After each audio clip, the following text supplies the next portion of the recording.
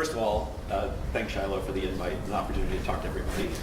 I'm here to talk to you about who wins and loses in the direct-to-consumer world, bitch and moan a little bit about Google, complain about Amazon, and basically talk about the tombstone of the US reseller channel, because it's pretty much over. I think someone pretty accurately said it when they talked about the barriers to entry in e-commerce having been lower than ever, but I also feel like the barriers to success in e-commerce are higher than ever. So we're dealing with all of this. I started in e-commerce accidentally with my 12-year-old son, selling bicycle tires at the San Francisco Grand Prix in 2000. That became Bike Tires Direct, which became Darts, Sleep Direct, Billiards, Pool Tables, blah, blah, blah. So we built a network of e-commerce sites, which last year did about 100 million, bootstrapped ourselves. We talked about the damage that's going on in retail. I agree the mall is kind of dead. These retail stores are struggling. It's getting uglier and uglier kind of out there. It doesn't look like there's anything in sight. But I think you have to sort of step back from the whole thing and look at the history of the channel. I mean, at the beginning, think about like middle America in the 1850s with a train coming into town, delivering goods to the store. The person went to the store and bought them. The resellers played this key role about bringing these goods from distant places to the town you lived in. When we sat this morning and talked about Amazon, it was a little bit like the U.S. Chamber, the Chamber of Commerce of every town complaining about the Walmart that was being built like outside of the town. And you can see this whole thing has happened. The channel, as we know it, has been under continuous siege for 150 years. Sears, when the first Sears catalog came out, people thought that was the end of all stores, like basically that one catalog was going to end it all. But I'll say that since things have been changing for 150 years, the last 10 have been very profound. I mean, Amazon has literally changed everything. There's never been a one-stop shop for everything. With over 400 million ASINs, I think the number is more like 500 million. I mean, Amazon has truly organized the world's product information. That was the job that Google set out to do. They broke their brand promise. They did not organize the world's product information. They let Amazon do it, and that's really changed everything for everybody. I mean, everybody in this room needs to know that it's unstoppable. Brands did not see this trend coming. They built sales organizations around a VP of sales. That person basically built an organization with all this regional emphasis.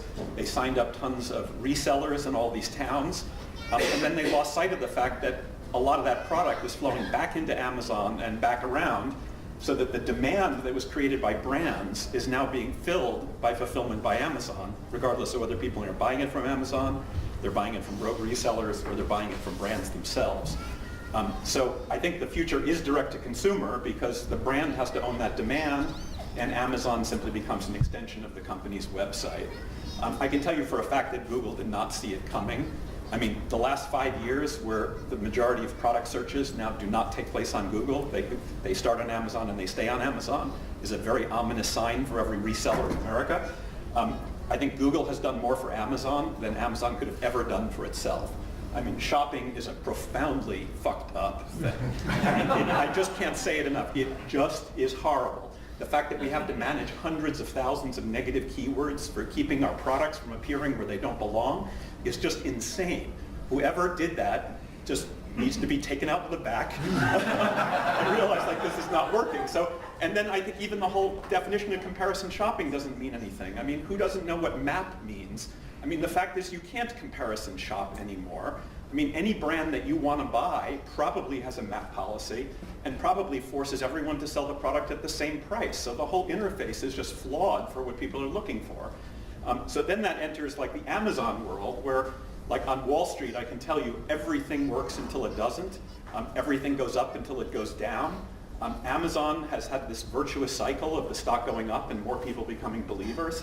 I mean, Amazon drones delivering stuff for Christmas last year. I mean, are you freaking kidding me? I mean, there were thousands of articles. Amazon has 20 times the number of news articles as Walmart. The press is just eating this stuff up.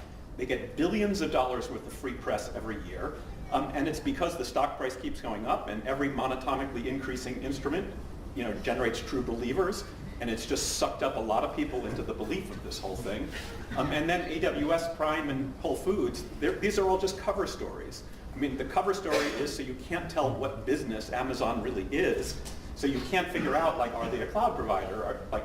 But the reality is, if Amazon was competing for customers like we compete for customers, they'd be losing money on every sale. The reality is that basically Amazon's fulfillment costs keep going up. Google is not going to change people's shopping behavior by making tweaks to their algorithm. They need to get on television and tell people to start shopping on Google, that they're wasting money shopping on Amazon. Plain and simple. I mean, all the millions of dollars we pay them have to go into changing consumer behavior with more than just algorithm tweaks. And I think as far as Amazon's kind of like the weakness in their armor, it's only reality that stands in Amazon's way. Amazon's fulfillment costs keep going up because distribution centers the size of cities are inherently inefficient. You have to ship stuff to yourself inside of an Amazon distribution center to marry it with the other item in the order, and that's incredibly expensive.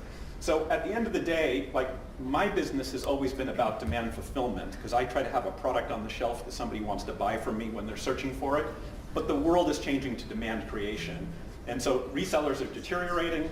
So now we're looking at brand advertising. I'm just going to wrap up on this. Like the NFL thinks I want to buy a pickup truck. I don't want to buy a pickup truck. For 20 years, they've been marketing pickup trucks to me.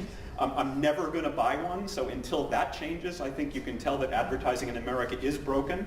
But I'll also say that, when I look on Facebook or Instagram, I get a much more targeted set of products that are more aware of what I do want to buy. I might buy a catalog. I don't think I will.